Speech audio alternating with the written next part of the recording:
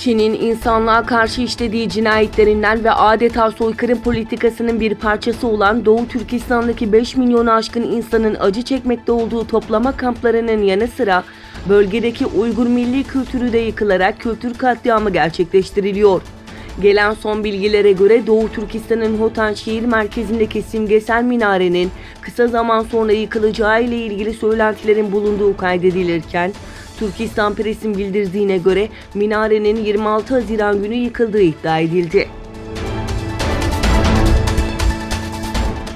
Çin'in daveti üzerine Doğu Türkistan'daki Nazi toplama kamplarına giden Malezya İslami İşler Bakanı Mücahit Yusuf Rava, sosyal medya üzerinden ziyaret ile ilgili fotoğraf paylaşıp toplama kamplarını övünce Malezya halkı tepki gösterdi. Facebook yazısında Bakan Mücahit, Doğu Türkistan'da işgalci Çin'in eğitim merkezi adını verdiği toplama kamplarına ziyaretini yazdı. İslami İşler Bakanı'nın daha önce insanlık dışı olarak bildirilen Uygur kamplarını övmesi halk arasında öfkeye yol açtı. Akdeniz'deki göçmen sorunu bir kez daha Avrupa Birliği ülkelerini karşı karşıya getirirken İtalya hükümetinin düzensiz göçmenlere karşı politikasına Fransa ve Almanya'dan eleştiri geldi.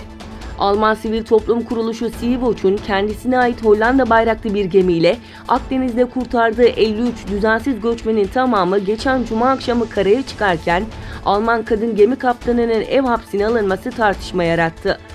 Fransa İçişleri Bakanı, mevcut İtalya hükümeti Avrupa'yı dayanışma eksikliğiyle suçlayıp Avrupalı partnerleriyle istişarelerde bulunmadan çözüm seçenekleri sunuyor. Limanların kapatılması bir deniz hakkı ihlalidir açıklamasında bulundu.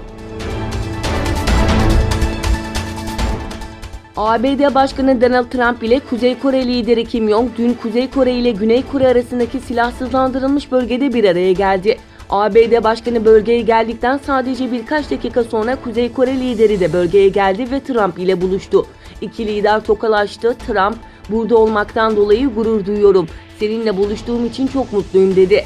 Daha önce basının karşısına hazırlıksız çıkmayan ve her şeyin planlı olmasını isteyen Kim Jong-un, basın mensuplarının karşısına resmen hazırlıksız çıktı. Kuzey Kore lideri Güney Koreli ve ABD'li mevkidaşlarıyla sohbet etti. İki liderin Kuzey Kore'nin nükleer programıyla alakalı görüşmesi ve bir neticeye varması bekleniyor.